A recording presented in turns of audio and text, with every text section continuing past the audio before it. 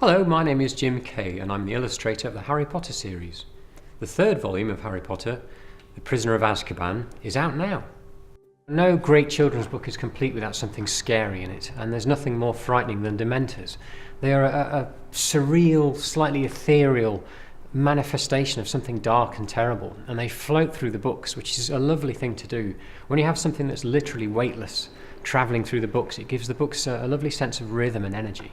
So I've had great fun working on Dementors because they flow almost like paint. You can use a brush loaded with ink and almost in a few strokes create the movement of a Dementor. But their faces are tricky because there's actually not much to them. They're almost a blank canvas, and the only really defining feature is this cavernous open mouth, like a hole through which people's souls are sucked. So I'm hoping that as the books progress, I can sort of make them more and more malevolent, more and more sinister. There are many wonderful and weird animals in the world of Harry Potter, and hippogriffs are no exception. Showing a hippogriff, which is a large animal, on a giant's bed poses a problem because, you see, if you look at it, you think, well, it's a large animal, and if it was on a normal bed, it would overhang it. But if you put a large animal on Hagrid's bed, which is sort of a giant bed, then it looks like a small animal on a normal person's bed. So I have all these sort of problems of scale. So I think I put a chicken in the picture just to show that it was a big hippogriff on a giant bed. You need a scale reference sometimes.